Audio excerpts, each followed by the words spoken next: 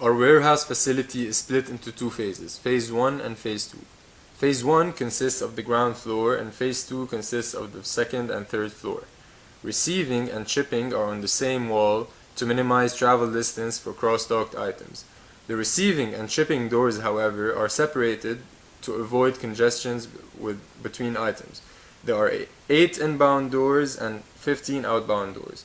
Moving into our facility here, there is a staging area where loading and unloading here occurs. The reserve area is used to store inventory items to replenish the forward area whenever it's needed.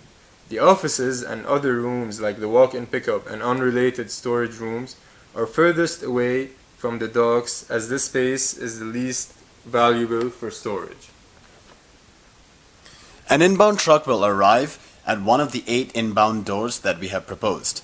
Then, the items received will be placed on conveyors where they will be scanned to determine if they are bound for cross-dock or for inventory. The items going to inventory will accumulate at the reserve's bound staging area. They will in turn be transported to Phase 1's reserve area or travel to Phase 2 if Phase 1 is utilized at full capacity. However, Phase 2 will mainly be used from 2024 onwards since the average demand will exceed the storage capacity of Phase 1. The accumulating zone at the receiving area is visible in the top left corner of our design. The items bound for cross-dock will travel along the outbound doors on an overhead conveyor connected to spiral conveyors.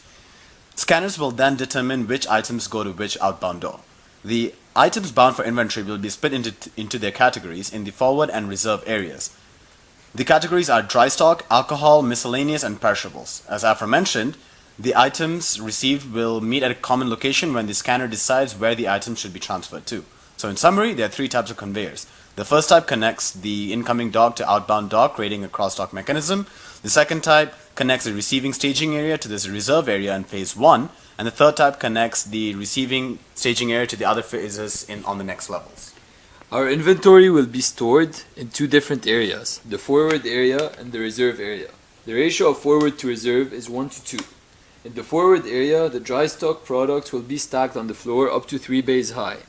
Then, the miscellaneous and alcoholic products will be stored together on 3 pallets high single deep racks. Finally, perishable products are stored in a refrigerated room on 5 pallets high single deep racks, also respecting their segregation codes. The reserve area's allocation of product will be similar to the forward area, although with some slight changes.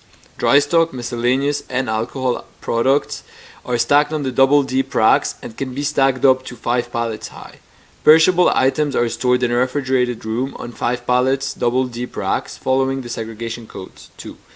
The most popular commodities are stored closest to the staging areas by the outbound doors in the forward area. In the forward area, the picking strategy recommended is wave picking. This strategy maximizes the picking and shipping operations. Pickers will be able to pick eaches, cases, and pounds from the pallets stored by hand. They will then enter the sorting area to finish up the order. And then when the order is ready, the items are sent to the loading area awaiting to be put in the trucks. In the reserve area, the picking strategy recommended is by zone. As you can see, each zone is colored in a different color. And by zones here, we mean the type of commodities, whether it's dry stock, miscellaneous, alcohol, or perishable. Pickers here will fulfill orders using forklift trucks and will replenish the forward area from the reserve area whenever needed using forklift trucks as well. For cross-docked items, an overhead conveyor in Phase 1 is connected to each outbound door. The items will travel along the doors until the scanner pushes the item to its allocated loading area corresponding to its outbound truck. Items from Phase 2 will travel to the staging area of Phase 1 via spiral conveyors and then travel along the loading area of the outgoing doors until the scanner allocates the item to the corresponding doors. Fulfilled orders will be placed in the loading area of outgoing trucks awaiting the arrival of the truck in order to maximize efficiency. We recommend you to use our design as it is able to handle our predicted annual demand growth of 5.5%.